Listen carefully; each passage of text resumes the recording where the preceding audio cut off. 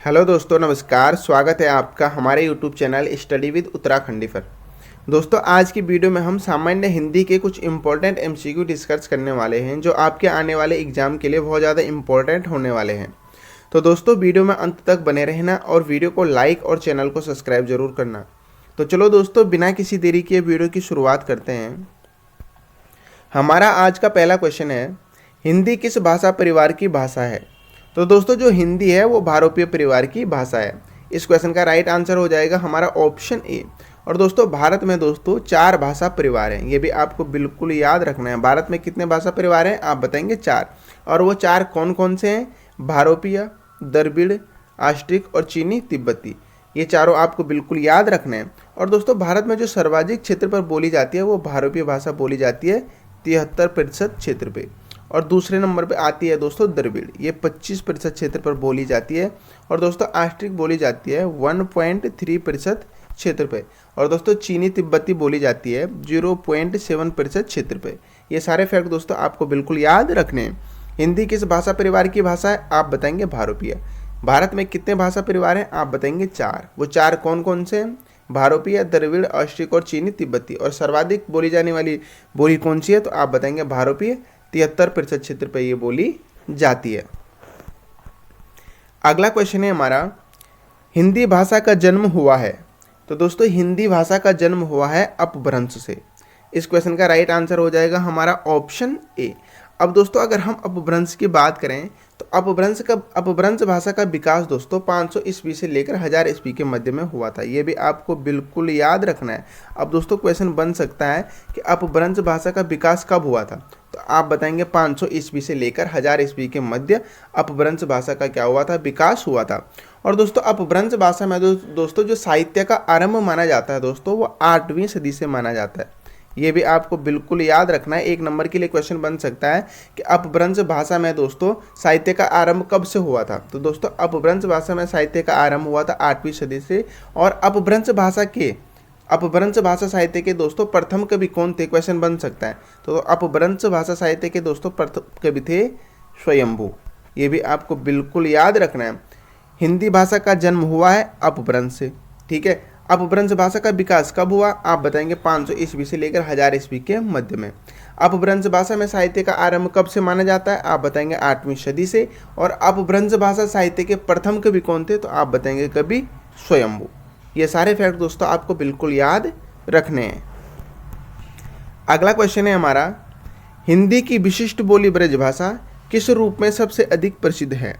तो दोस्तों, हिंदी की विशिष्ट बोली ब्रजभाषा काव्य भाषा के रूप में प्रसिद्ध है। इस क्वेश्चन का राइट आंसर हो जाएगा हमारा ऑप्शन डी। अब दोस्तों, अगर हम ब्रजभाषा साहित्य की बात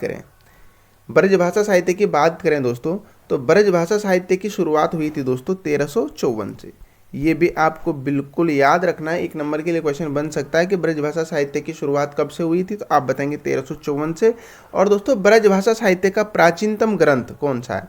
तो दोस्तों, ब्रजभाषा साहित्य का प्राचीनतम ग्रंथ है दोस्तों प्रद्युमन चरित। ये भी आपको बिल्कुल याद रखना है। और दोस्तों, इसके रचनाकार थे सुधीर अग्रवाल। ये भी आपको बिल्कुल याद रखना है। तो हिंदी की विशिष्ट बोली ब्रजभाषा किस रूप में सबसे अधिक प्रसिद्ध है? आप बताएंगे काव्य भाषा के रूप में।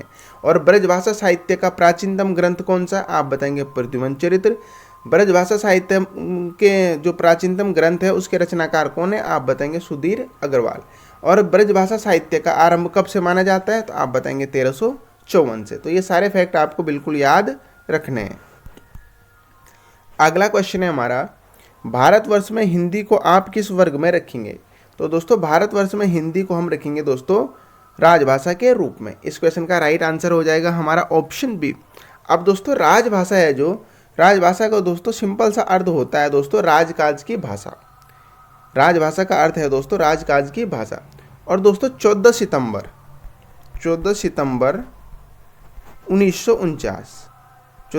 1949 को दोस्तों हिंदी को राजभाषा घोषित किया गया था। ये भी आपको बिल्कुल याद रखना है। 1 नंबर के लिए क्वेश्चन बन सकता है कि हिंदी को राजभाषा कब घोषित किया गया था? तो आप बताएंगे 14 सितंबर 1949 को। और दोस्तों, हिंदी दिवस कब मनाया जाता है? तो आप बताएंगे 14 सितंबर को। ये भी आपको बिल्कुल याद रखना है। क्वेश्चन बन सकता है हिंदी दिवस कब मनाया जाता है? आप बताएंगे 14 सितंबर को। और हिंदी को राजभाषा घोषित कब किया गया? 14 सितंबर 1949 को। अगला क्वेश्चन है हमारा, ढूंढारी बोली है। तो दोस्तों जो ढूंढारी बोली है दोस्तों वो है पूर्वी राजस्थान की। इस क्वेश्चन का राइट आंसर हो जाएगा हमारा ऑप्शन ए। और दोस्तों अगर हम कौरवी की बात करें तो कौरवी दोस्तों पश्चिमी राजस्थान की बोली है, ये भी आपको बिल्कुल याद रखना है। सॉरी, पश्चिमी हिंदी। कौरवी है दोस्तों जो वो पश्चिमी हिंदी की बोली है। और दोस्तों अगर हम अवधी की बात करें तो अवधी दोस्तों पूर्वी हिंदी की बोली है। और दोस्तों अगर हम गढ़वाली की बात करें तो गढ़वाली दोस्तों पहाड़ी हिंदी की बोली है। और दोस्तों ये उत्तराखंड और हिमाचल प्रदेश में बोली जाती है, ये भी आपको बिल्कुल याद रखना है। ढूंढारी बोली है पूर्वी राजस्थान की। अगर कौरवी की बात करें तो कौरवी दोस्तों पश्चिमी हिंदी की बोली है। अवधी की बात करें तो अवधी दोस्तों पूर्वी हिंदी की बोली है। और गढ़वाली की बात करें दोस्तों तो गढ़वाली पश्चिमी हिंदी की बोली है और ये उत्तराखंड और हिमाचल प्रदेश में बोली जाती है। अगला क्वेश्चन है हमारा, भारतीय संविधान में किन अनुच्छेदों में राजभाषा संबंधी प्रावधानों का उल्लेख है। तो दोस्तों भारतीय संविधान में दोस्तों राजभाषा संबंधी उल्लेखों का प्रावधान है दोस्तों अनुच्छेद 343 से लेकर 351 के अंतर्गत। इस क्वेश्चन का राइट आंसर हो जाएगा हमारा ऑप्शन डी। भारतीय संविधान में किन अनुच्छेदों में राजभाषा संबंधी प्रावधानों का उल्लेख है, तो आप बताएंगे 343 से 351 में। अगला क्वेश्चन है हमारा, प्रथम विश्व हिंदी सम्मेलन कब हुआ था। तो दोस्तों प्रथम विश्व हिंदी सम्मेलन हुआ था दोस्तों 10 से 14 जनवरी 1975 को। इस क्वेश्चन का राइट आंसर हो जाएगा हमारा ऑप्शन डी। और दोस्तों प्रथम विश्व हिंदी सम्मेलन कहाँ हुआ था, तो आप बताएंगे नागपुर में। ये भी आपको बिल्कुल याद रखना है। और दोस्तों इसके अध्यक्ष कौन थे, तो इसके अध्यक्ष है दोस्तों शिवसागर राम गुलाम। ये भी आपको बिल्कुल याद रखना है। इसके अध्यक्ष कौन थे, शिवसागर राम गुलाम। और दोस्तों इसका जो उद्घाटन किया था, प्रथम विश्व हिंदी सम्मेलन का उद्घाटन किया गया था इसका दोस्तों इंदिरा गांधी जी के द्वारा। ये सारे फैक्ट आपको बिल्कुल याद रखना है। प्रथम विश्व हिंदी सम्मेलन कब हुआ था, आप बताएंगे 14 जनवरी 1975 को। कहाँ हुआ था, आप बताएंगे नागपुर में। इसके अध्यक्ष कौन थे, तो इसके अध्यक्ष थे शिवसागर राम गुलाम। और इसका उद्घाटन किसने किया था, तो इसका उद्घाटन किया गया था इंदिरा गांधी जी के द्वारा। अगला क्वेश्चन है हमारा, वर्तमान हिंदी का प्रचलित रूप है। तो दोस्तों वर्तमान हिंदी का प्रचलित रूप है दोस्तों खड़ी बोली। इस क्वेश्चन का राइट आंसर हो जाएगा हमारा ऑप्शन सी। अगला क्वेश्चन है हमारा, निम्नलिखित में से कौन सी भाषा देवनागरी लिपि में लिखी जाती है। तो दोस्तों देवनागरी लिपि में लिखी जाती है इनमें से दोस्तों मराठी। इस क्वेश्चन का राइट आंसर हो जाएगा हमारा ऑप्शन सी। अगला क्वेश्चन है हमारा, इनमें से किस बोली का बिहारी हिंदी से संबंध नहीं है। तो दोस्तों बिहारी हिंदी से जो संबंध नहीं है दोस्तों वो है अवधी। अवधी का दोस्तों बिहारी हिंदी से संबंध नहीं है। जो अवधी है दोस्तों वो पूर्वी हिंदी की बोली है, ये भी आपको बिल्कुल याद रखना है। तो इस क्वेश्चन का राइट आंसर है हमारा ऑप्शन ए अवधी। अवधी दोस्तों पूर्वी हिंदी की बोली है, ना कि बिहारी हिंदी की। अगला क्वेश्चन है हमारा, अधिकतर भारतीय भाषाओं का विकास किस लिपि से हुआ है। तो दोस्तों अधिकतर भारतीय भाषाओं का जो विकास हुआ है दोस्तों वो ब्राह्मी लिपि से हुआ है। इस क्वेश्चन का राइट आंसर हो जाएगा हमारा ऑप्शन सी। और दोस्तों सभी भाषाओं की आदि जननी किसे कहा जाता है, ये यहाँ पे दोस्तों इंपॉर्टेंट फैक्ट है। अधिकतर भारतीय भाषाओं का विकास किस लिपि से हुआ, अगर लिपि पूछी जाए आपसे तो ब्राह्मी लिपि से हुआ है। और अगर क्वेश्चन पूछा जाए कि सभी भाषाओं की आदि जननी किस भाषा को कहा जाता है, तो दोस्तों सभी भाषाओं की आदि जननी कहा जाता है संस्कृत को। ये भी आपको बिल्कुल याद रखना है। अगर लिपि पूछी जाए कि या अधिकतर भाषाओं की विकास की लिपि कौन सी है या सभी भाषाओं की विकास की लिपि कौन सी है, लिपि है ब्राह्मी लिपि। और सभी भाषाओं की आदि जननी कहा जाता है दोस्तों संस्कृत को। और लगभग दोस्तों सभी भाषाओं का जो सभी भाषाएं हैं वो संस्कृत से बनी है, तो इसलिए दोस्तों संस्कृत को सभी भाषाओं की जननी कहा जाता है। अगला क्वेश्चन है हमारा, वर्णमाला किसे कहते हैं।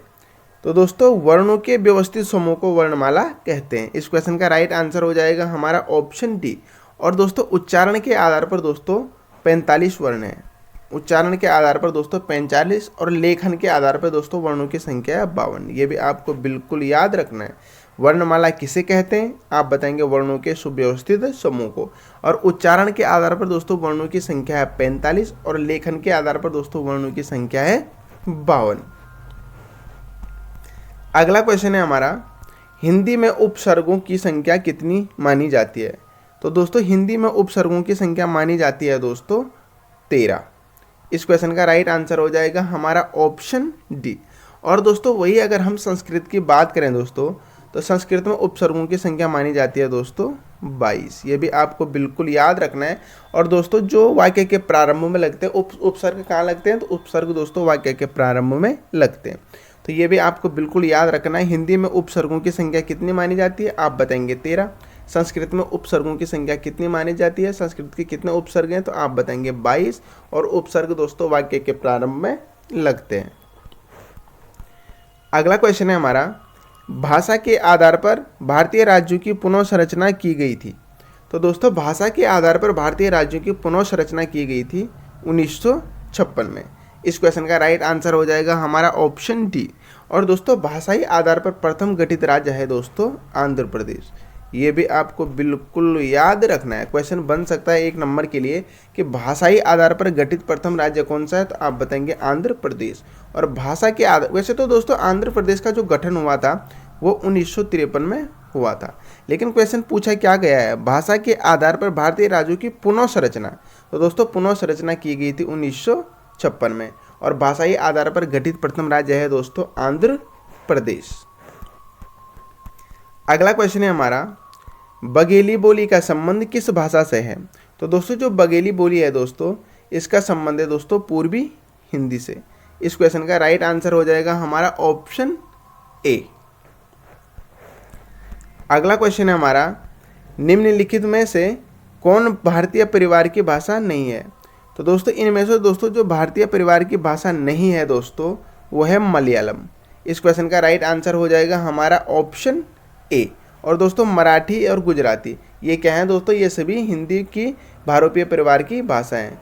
ये भी आपको बिल्कुल याद रखना है। यहाँ पे भारतीय नहीं दोस्तों, भारोपीय होना था, भारोपीय। निम्नलिखित में से कौन सी भारोपीय परिवार की भाषा नहीं है दोस्तों? वो है मलयालम। और मराठी और गुजराती दोस्तों ये भारोपीय परिवार की भाषाएं। अगला क्वेश्चन है हमारा, राजभाषा आयोग के प्रथम अध्यक्ष कौन थे? तो दोस्तों राजभाषा आयोग के प्रथम अध्यक्ष दोस्तों बीजी खेर। इस क्वेश्चन का राइट आंसर हो जाएगा हमारा ऑप्शन ए। और दोस्तों राजभाषा आयोग का गठन कब हुआ था?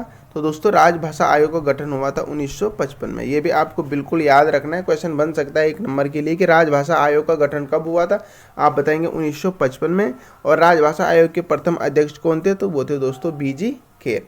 अब क्योंकि दोस्तों आपका पटवारी लेखपाल का एग्जाम आने वाला है, तो पटवारी लेखपाल का एग्जाम है दोस्तों जो उसका लेवल थोड़ा टफ होने वाला है, तो इसलिए दोस्तों आपको डीपली स्टडी करनी होगी। और दोस्तों सारे फैक्ट आपको बिल्कुल याद रखने हैं। तो राजभाषा आयोग के प्रथम अध्यक्ष कौन थे? वो थे बीजी खेरे। और राजभाषा आयोग का गठन कब हुआ था? आप बताएंगे 1955 में। अगला क्वेश्चन है हमारा, निम्न में कौन सी भाषा संस्कृत की अपभ्रंश है? तो दोस्तों संस्कृत की जो अपभ्रंश है दोस्तों वो है पाली भाषा। इस क्वेश्चन का राइट आंसर हो जाएगा हमारा ऑप्शन डी, पाली। तो दोस्तों ये थे हमारे आज के इम्पोर्टेंट एमसीक्यू। आशा करता हूँ आपको वीडियो अच्छी लगी होगी। अगर वीडियो अच्छी लगती है तो वीडियो को लाइक और चैनल को सब्सक्राइब जरूर करें। Thank you.